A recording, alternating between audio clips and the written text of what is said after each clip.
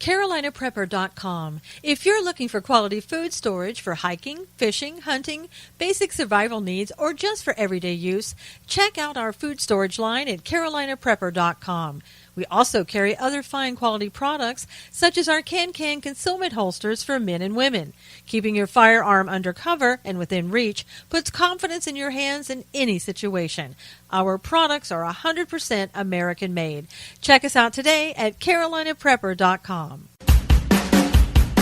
Knowles on the news. Susan Knowles.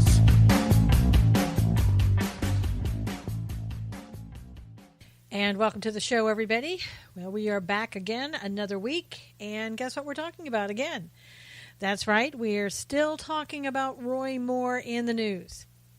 Nothing's really changed. Like, why are we still talking about Roy Moore?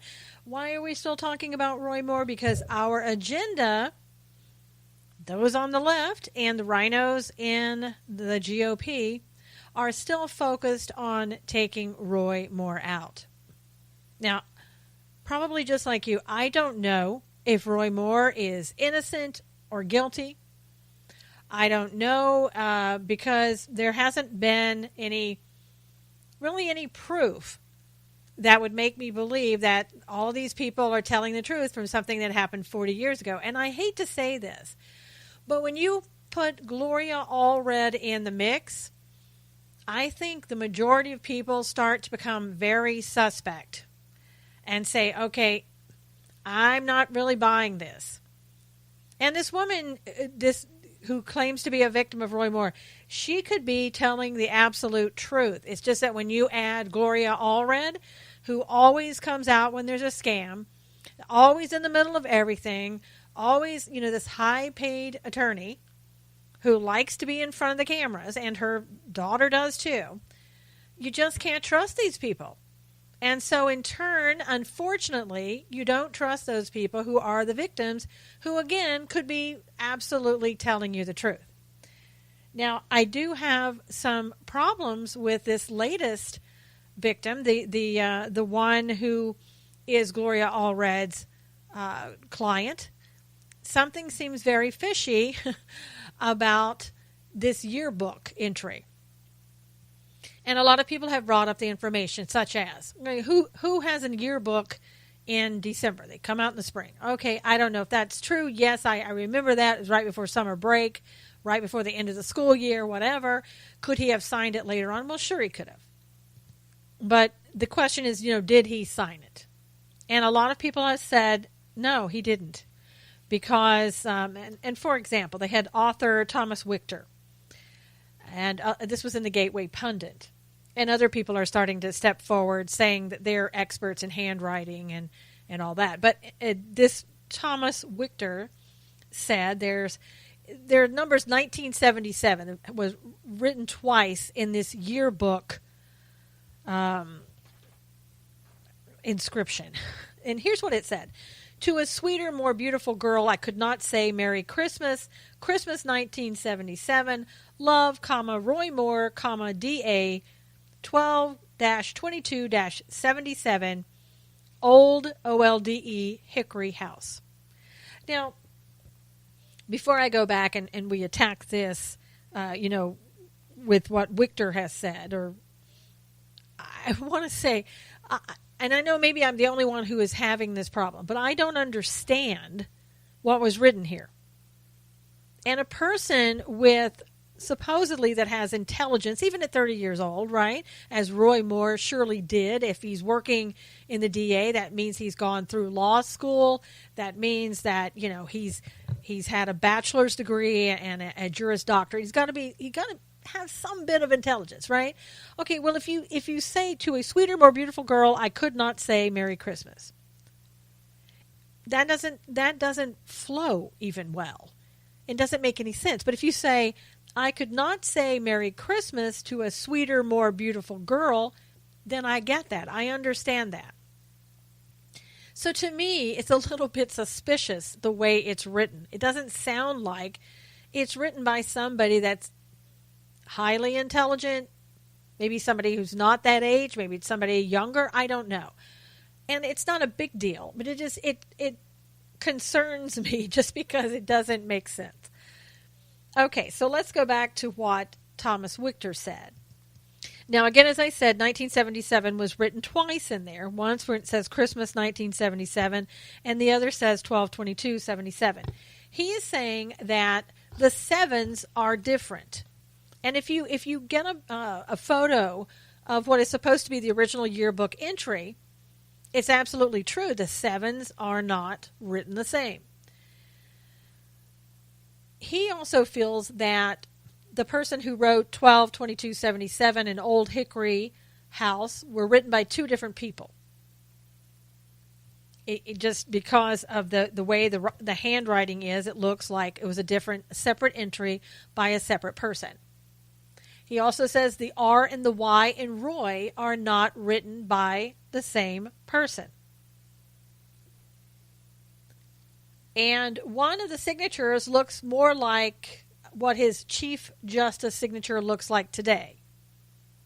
And one doesn't, he is saying. And another interesting thing that came out, that the name of the restaurant was Old Hickory House. And it was spelled O-L-D. Well, in the yearbook, it's spelled O-L-D-E. Which may or may not be a big deal, okay? And then he pointed out that he signed, Roy Moore supposedly signed it DA, but he was a deputy district attorney, so he wouldn't have signed it DA. And I have to say, that's true. The DAs, I know, they don't put DA. The DA is the person who is in charge of the DA. They are the elected official of your town, the DA. You are anybody else working under that person as a prosecutor, you're a deputy DA. So, it doesn't make sense. So are we supposed to believe what this woman says, that when she was, I believe, 17, she was working at this Old Hickory restaurant. She was waiting for her boyfriend to pick her up. Roy Moore just happens to come along, I guess. He's a customer at the Old Hickory restaurant, is what she's claiming. And she gets in the car with him. I mean, if your boyfriend's on the way, I'm not sure why you would leave. Now, as she pointed out, there aren't cell phones back then in 1979. That's true.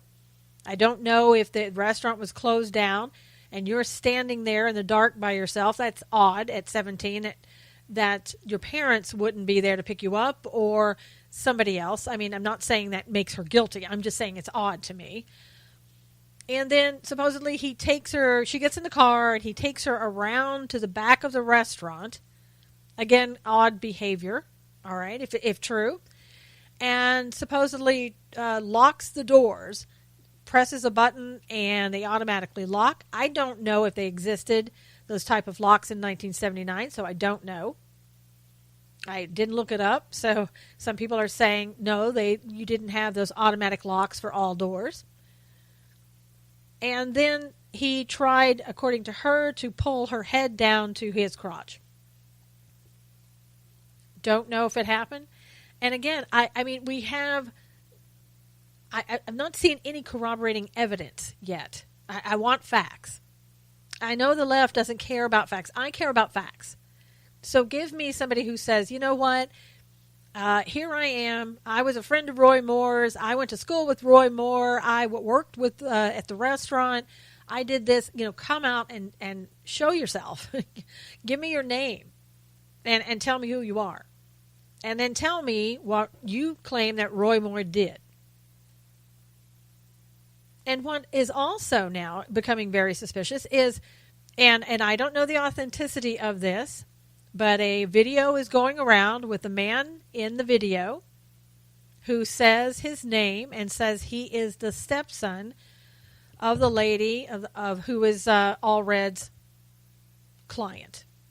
And he is saying on the video that she was, the stepmom was married to his father for a long, long time. He knew this woman very well. And he said kind of addressing this to Roy Moore, I don't know why she would say this. It's all a lie, and I'm sorry. So the left would have you believe that's okay. This guy, he could be lying. Well, he could be, but they could be as well. But you're supposed to believe them, not listen to this guy now who's coming out and saying, look, I was her stepson. She's lying. We're supposed to ignore him altogether. And again, I can't do that. I want a name. I'm not going to convict somebody in the court of public opinion without some facts. And even then, I really think at this point, with Roy Moore, being a judge and knowing how these things work, being an attorney, knowing how these things work, having been a prosecutor, knowing how these things work, I think these people need to go into court. I think there needs to be something. And these quote-unquote crimes, many of them, they weren't crimes when they were committed. They may be morally disgusting to you, not saying that, but many of them were not crimes. Now, the one where the lady says that she was 14, if that's true, that would be a crime in my book. But I don't know if it's true or not. And again, I wouldn't condemn him based on something 40 years ago that is just now coming out, suspiciously just now coming out with less than a month before the election. And I get it. Some victims can't come forward. Something triggers them, and they're like, okay, I've had enough. And this could very possibly be the case. I don't know. But I think we need more. And we look at all the condemnation. We have Mitch McConnell, which really looks surprising, not, because he, of course, wanted Strange. Luther Strange, and he didn't get it. So this looks like a retaliation. And you have Ted Cruz, who said, I'm out. Mike Lee, I'm out. Mitt Romney, this is bad. He should get out. John McCain doesn't care whether he's guilty or not. Just get out. Paul Ryan now, okay, I'm done. And so all of these people who are sitting there and judge and jury, what about you? What's going to happen if allegations start coming out about you? Do you want people to just to say, okay, that's enough. That's all I need to hear. You're done, out, without anything further? Then there has been, according to CNN, there have been 50 plus people that they have talked to on Capitol Hill that says sexual harassment goes on all the time in Congress. Okay, well, if we've got 50 plus complaints, who are these people? Is it one? Is it two people? Are there 50? Where is it? Let's hear that information. And what are you going to do, Congress members, if it happens to be you? Are we just supposed to say, okay, you're done. This person's coming forward saying you sexually harassed them. You need to get out right now. And you're okay with that. You'll be out and gone, right? No, I think that's when you'll start fighting tooth and nail. That's when you'll start saying, why are you convicting me without a jury trial? Why are you convicting me without me being able to confront my accusers, which due process allows you to do in a court of law? And the left, who continues to say, well, it doesn't have to be a court of law. These are people who are saying this happened and that should be enough. I want to see those same people saying that if and when, God forbid, it happens to them. And as I said before, I feel this way whether it's somebody on the left who's being accused or somebody on the right. It doesn't matter. You need to have the ability to face your accusers, question them, have the credibility looked at, just like they do in a court of law. This is serious stuff. This isn't, there was a little thing happened and now that I want him out of here, whatever. This is big stuff. This is life-changing. Lose your career, lose your livelihood, lose your reputation that we're talking about. So for anybody to take this lightly, it's ridiculous. And this man Roy Moore has been in this career for how many years are we talking about? Probably 40 years himself, at least 30 or more. And we're supposed to believe that after all of this time, no one else stepped forward when he was trying to become a judge, when he was trying to do other things of positions of power. Nobody else came forward and said, okay, I've had enough. I'm not going to allow him to be the judge. He's out. I'm going to come clean and tell everybody exactly what he did and accuse away. And again, I'm not for victims who are actual victims and this has happened to them. God bless you for coming out and being strong enough when you feel empowered to tell your story and to make somebody pay for what they did to you. And I would never, belittle those people or say they shouldn't do that or claim that they're lying. No, true victims don't. They don't lie. But true victims know that they themselves have to more than likely be sitting on that jury stand someday and saying their story in order to bring somebody to justice. And if Roy Moore, if he's committed a crime, he should be brought to justice like anybody else. But what I'm seeing right now, it's a witch hunt. It really is. Because there's no evidence. There are no people coming forward and saying, yes, I've seen that. I know this man is like this. He's dirty. He's vile. This is how many times he did this to other people. And bring those other people forward. And show some evidence. But when you've got something where it's just not sure, that this is even a yearbook entry that somebody even made that's out of high school, again, because a sentence to me doesn't even sound like a properly worded sentence. And then when you've got somebody saying, well, look at the dates are different. The words are different. The signature's different. It's by different people. So I'm supposed to be comfortable then and say, okay, well, then I believe everything. How do I do that? How do you do that? How does anyone do that? How does the GOP do that? The GOP doesn't care that these women, when they were children, may have been violated. Let's be honest about it. They don't care.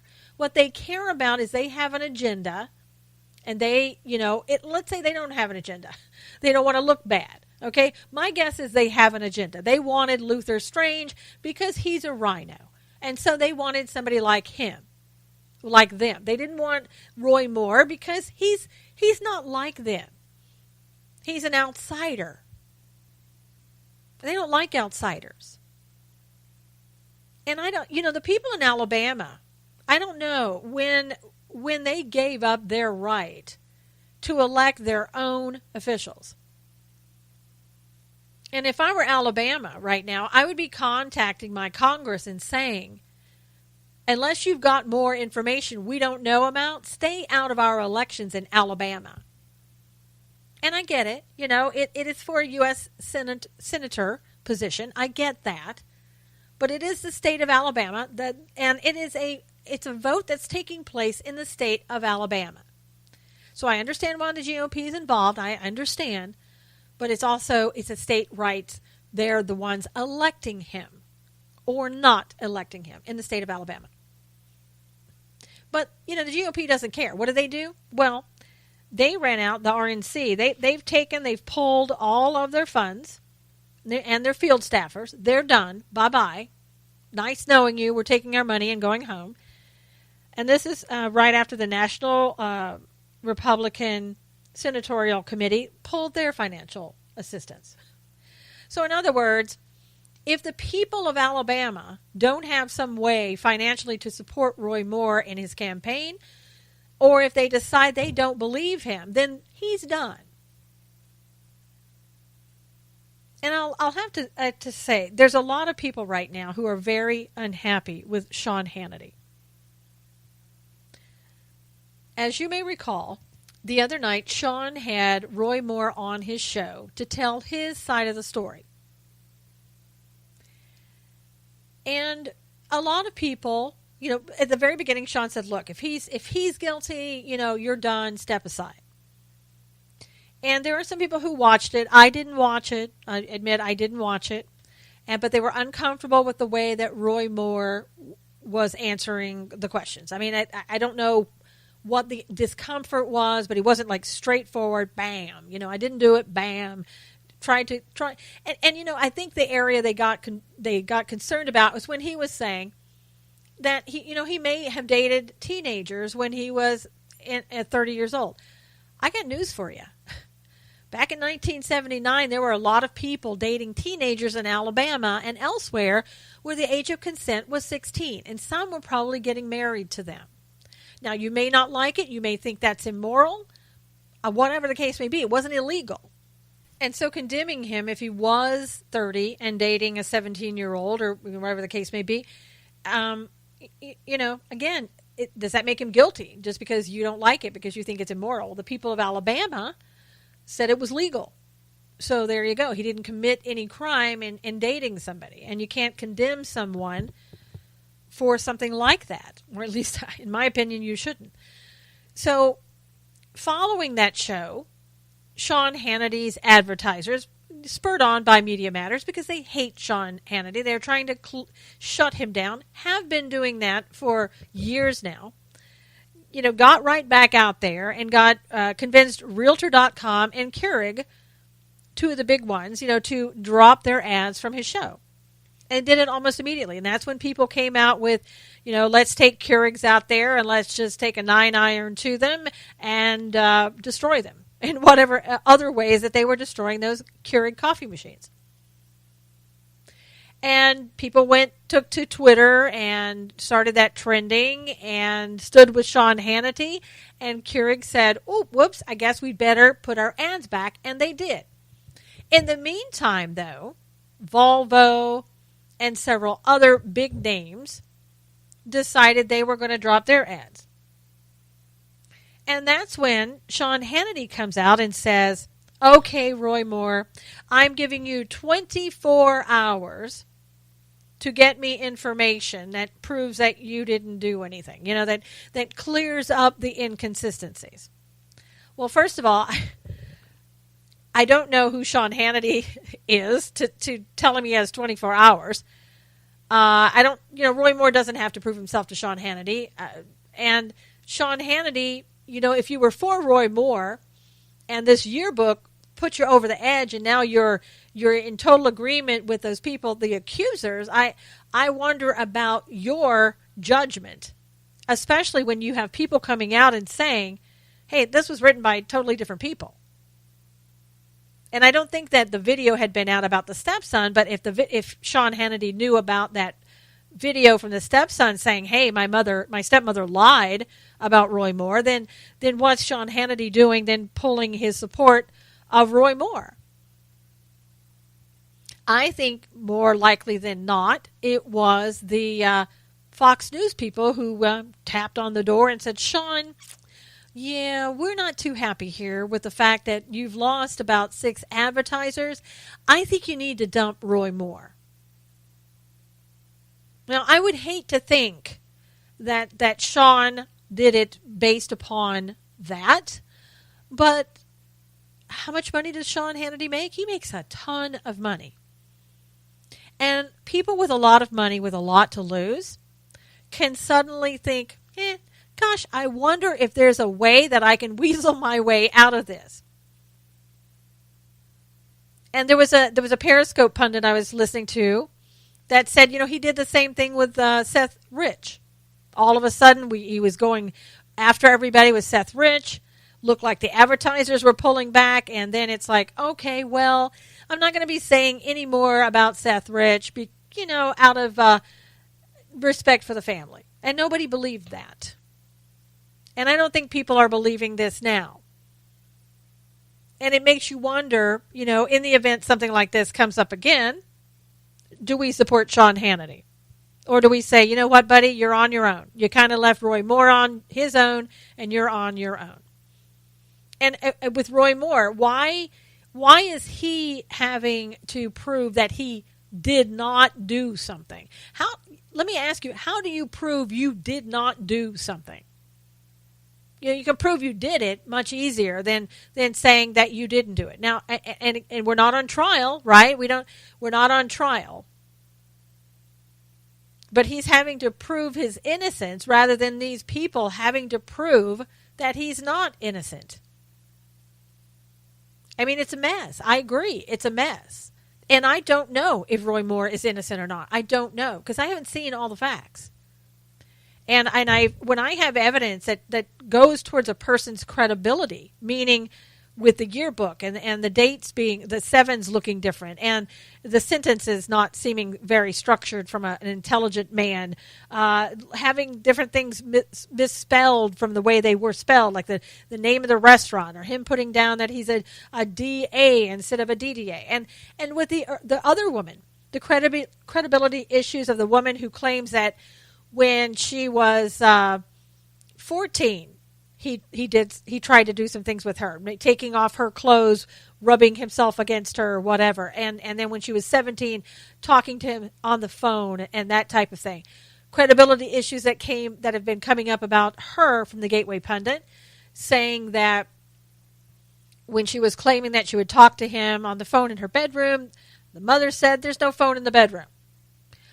Saying things of finding out that she has multiple misdemeanors and multiple accusations against pastors who she claimed made sexual advances to her. I want to know, did anything come of that? Did they prove to be true or false? What happened with that? And I know she's had bankruptcies and divorces. Those don't concern me as much as allegations, especially these similar allegations of sexual inappropriateness against pastors of a church and Roy Moore when he was the DA.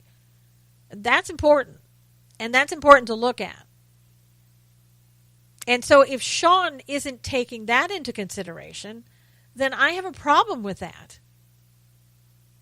Because all the evidence needs to be taken into account.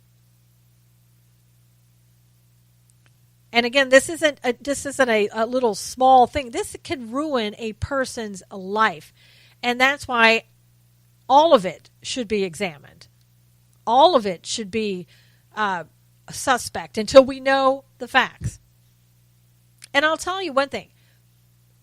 I listened to Roy Moore last night in the church that he was speaking at. I don't know the name of the church. Fox News carried it on Facebook. Carried it live. And he was up there talking. I mean, he knew Scripture better than most pastors I've heard. And he was talking about God, and he was talking about why this was happening to him. How evil is out there and coming after Christians and coming after people that they don't like, and on and on. And I have to tell you, he's either a really godly man or the world's worst liar. And I don't know which it is. I really don't know. And I'm not really a person who really needs to find out. Because, number one, I'm not in Alabama. And even if he's elected, it doesn't impact me, him being a senator. Although him coming and, working as a senator and what he may or may not vote on does certainly have an impact on me. So I guess in that part, I do care. I do also care, again, if these victims were true victims, that matters to me. But I'm willing to wait until I get all the information. I don't need 24 hours to have Roy Moore tell me whether or not he did something.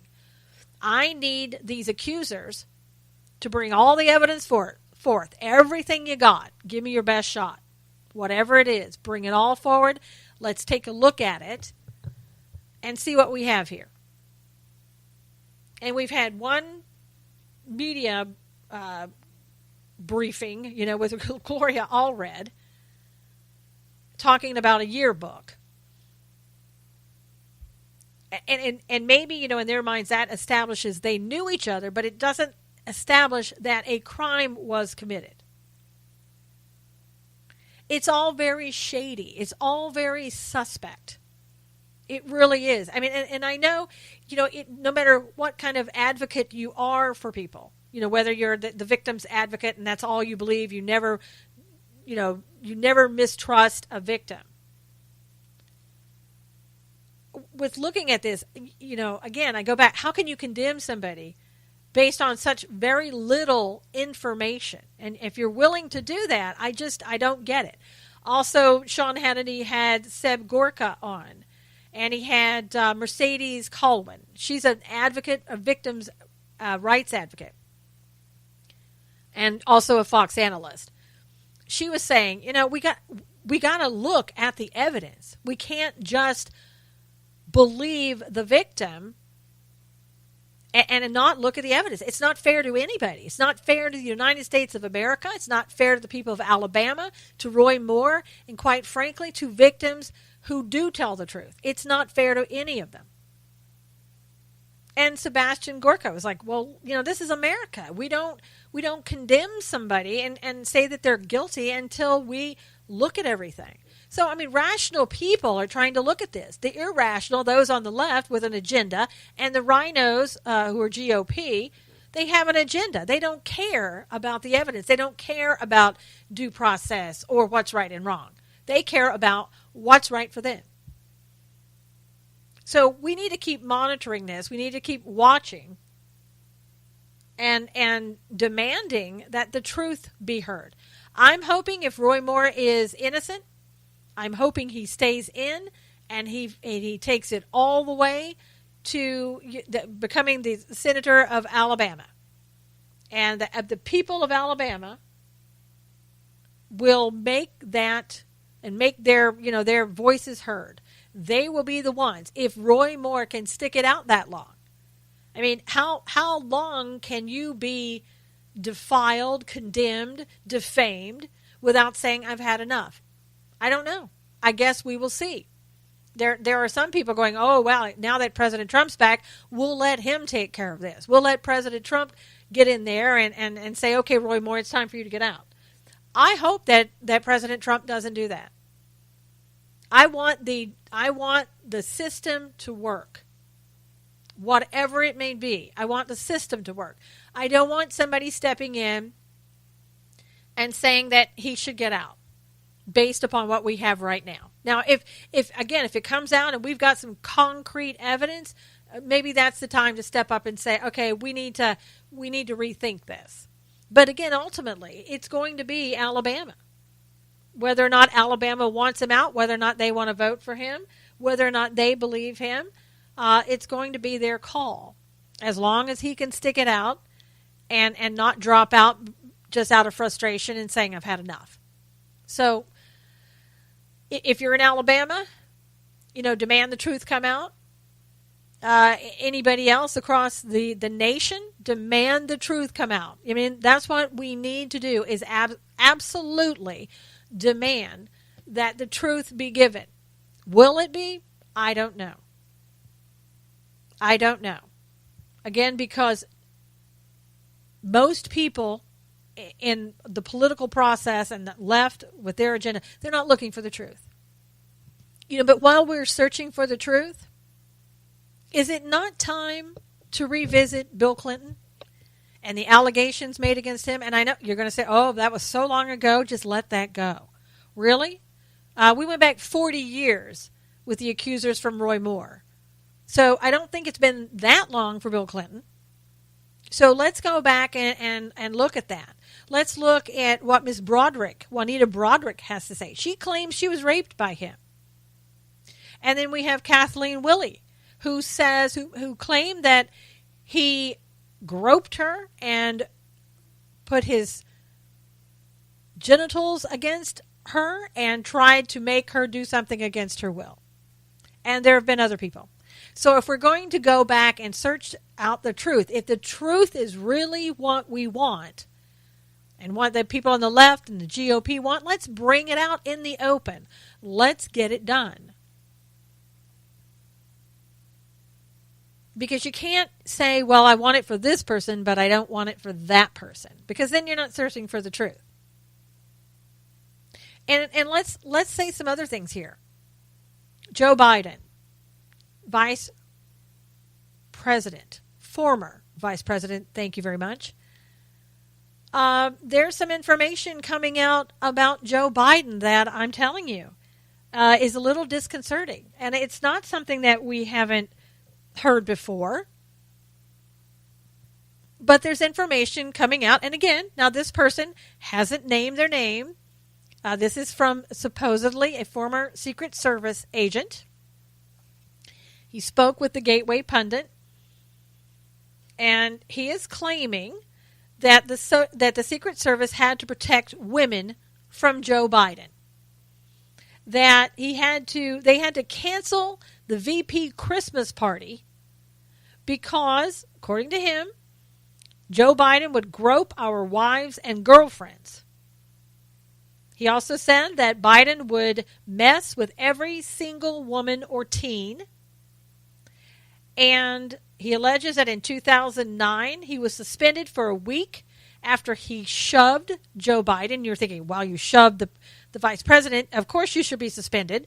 But listen to why he says he did that. He said he was suspended after Biden cupped his girlfriend's breasts while the couple were having their picture taken with Joe Biden. Now, any person, any decent human being would have shoved him if they were doing that to their girlfriend, daughter, wife, sister, aunt, whatever the case may be. And I don't know about you, but I've watched video and seen photographs with Joe Biden that I'm extremely uncomfortable with.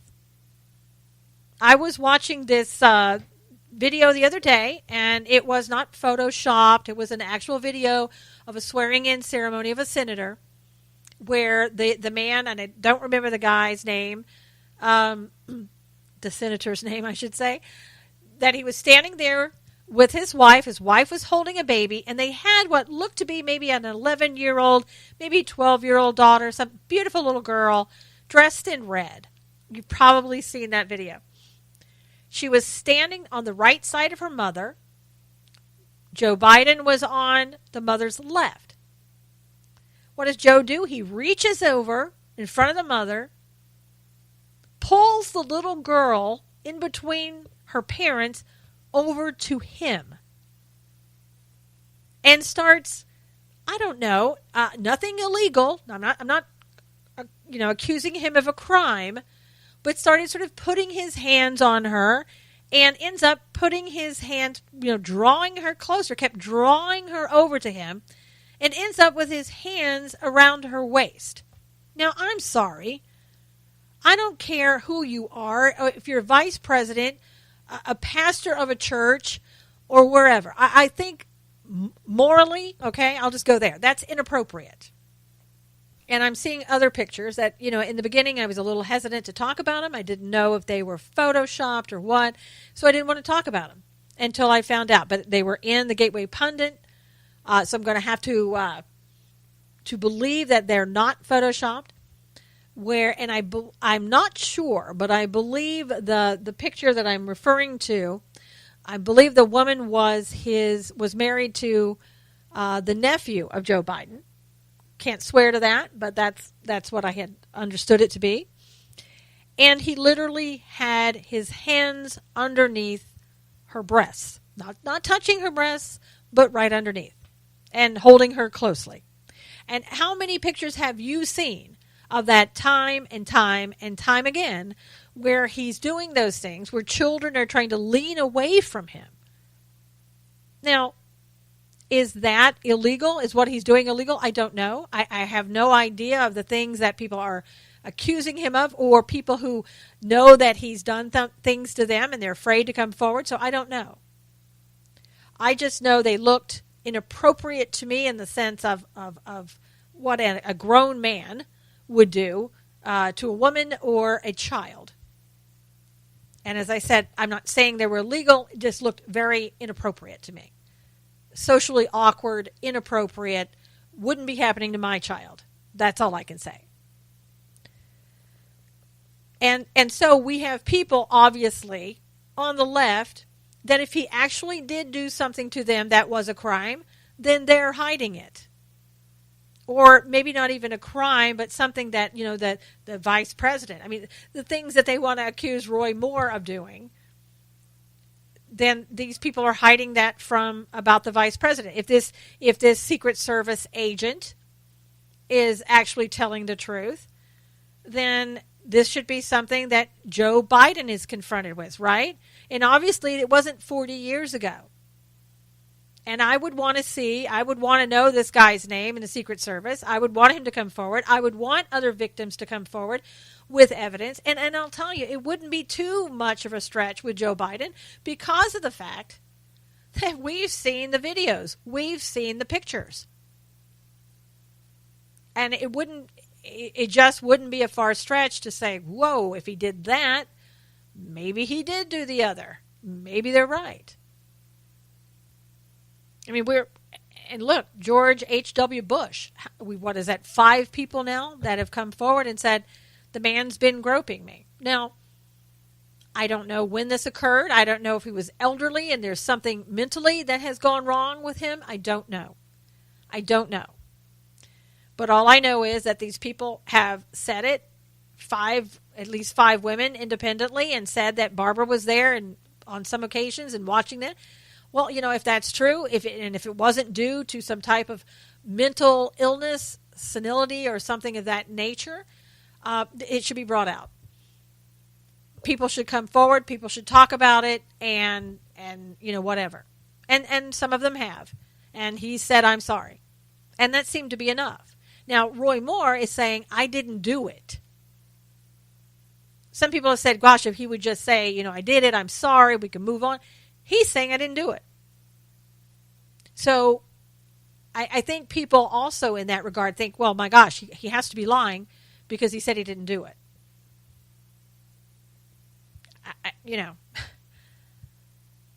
So this is a situation that we have. This is a situation we find our society in today, where we're willing to take some people's word on it. We're willing to overlook some other people's word, like Joe Biden. We're not even going to go there.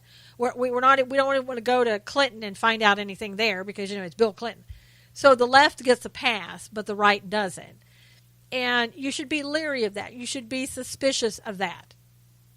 And you should be searching for the truth, because the truth is what we need in every situation. And sometimes you have to ask yourself, is this stuff happening? We know the political agenda. We know that. But is it also just used for a distraction on those things that are more troubling? The things that are happening in North Korea, the things that are happening in Israel with Iran building a military base right there in Syria. I mean, obviously, they're not building it there because they want to make friends with Israel.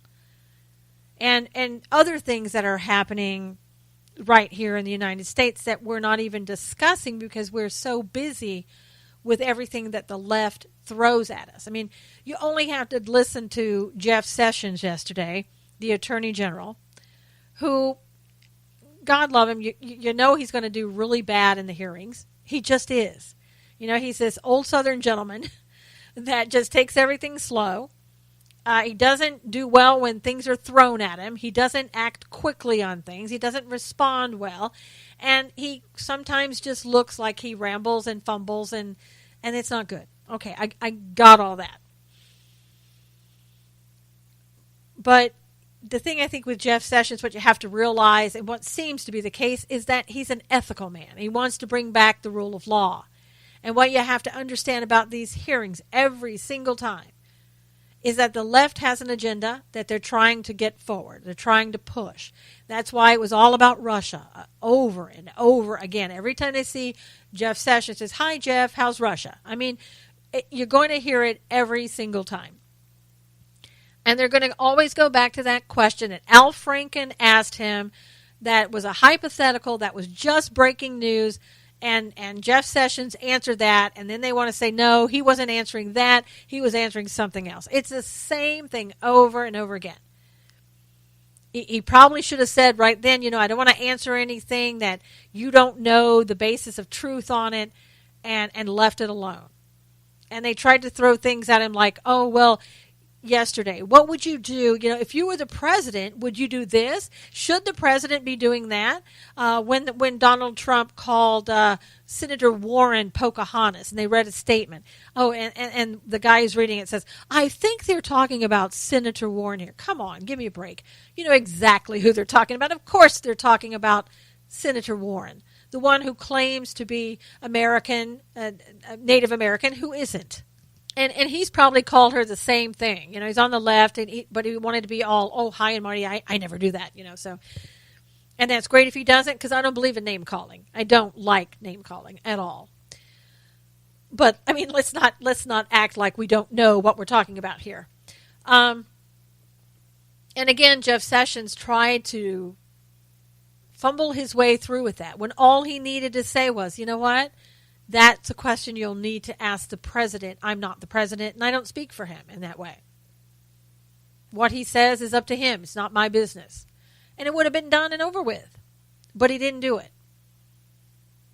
And, they asked him other questions. Honestly, I watched for a little while, and I had better things to do because I knew where it was going, where it always goes. It never ends well. And the next day, people are frustrated with Jeff Sessions, and they want a new attorney general. Well, I don't know. I mean, is he doing his job? Claims that there's, 27 probes going on right now about the leaks for classified information. Claims that, he's doing stuff with MS-13 and getting those people off the street, trying to do things with sanctuary cities, although we haven't heard anything. Doesn't mean he's not working on things. We're not going to get the DOJ and the FBI coming to us and saying, oh, American public, let me just tell you all the things we're working on. And here are the people involved. If they did that, we wouldn't have very many cases that got prosecuted and brought to justice. These people would destroy evidence and be gone as quickly as possible. So, again, it's a dog and pony show. That's all you have to realize and understand. The hearings are a dog and pony show. And Jeff Sessions doesn't do well. Now, I didn't like the fact that he brought his wife there or that she chose to be there and she sat right behind him.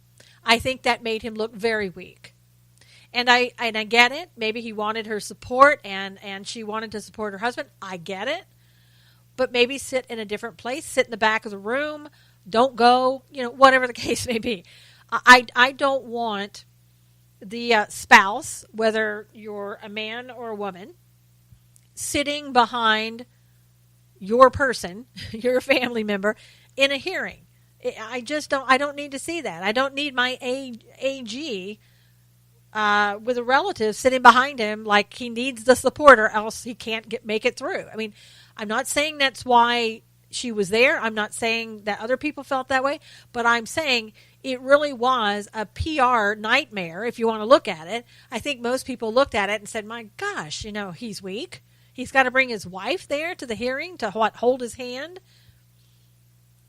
I mean, I don't want to see Sarah Sanders with her husband seated next to her in the podium, for God's sakes. So if she can't do her job, then maybe she should hand it over to somebody else who can do it.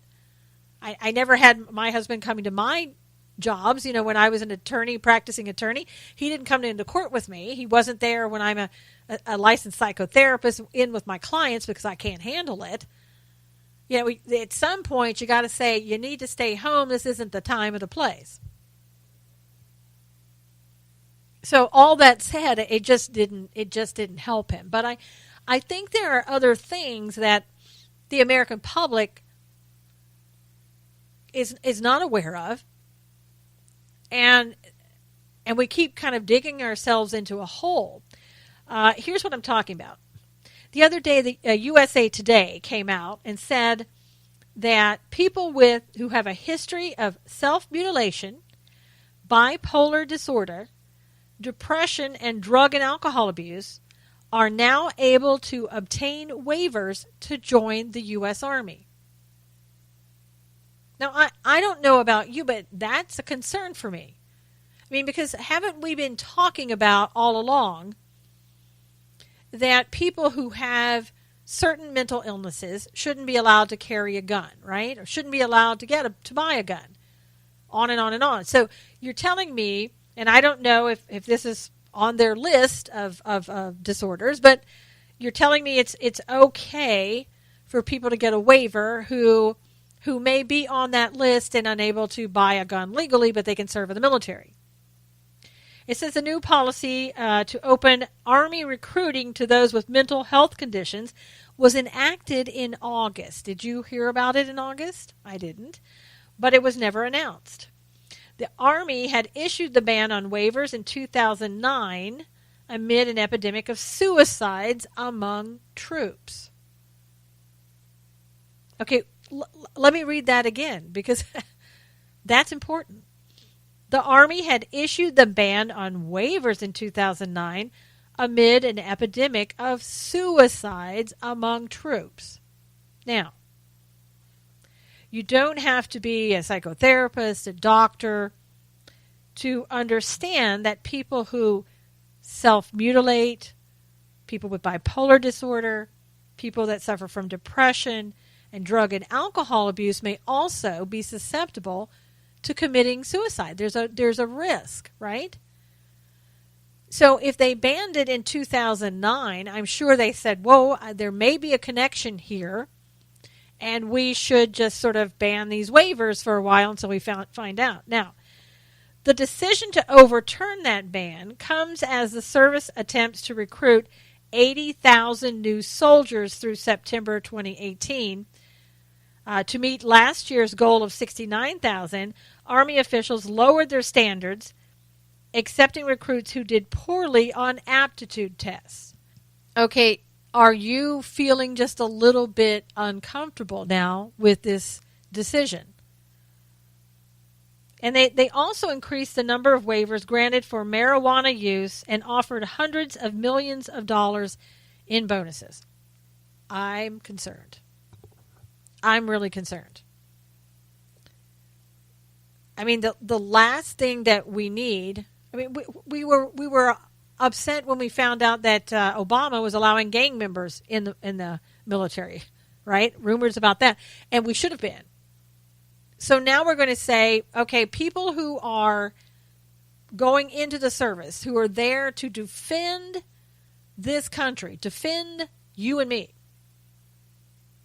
that they're going to allow people in with all of those disorders to go ahead and get a waiver and serve in the military when, back in 2009, they put a ban on those waivers because they found out that people, and there was a higher incidence of suicide among the troops. Who's making this decision? And I get it.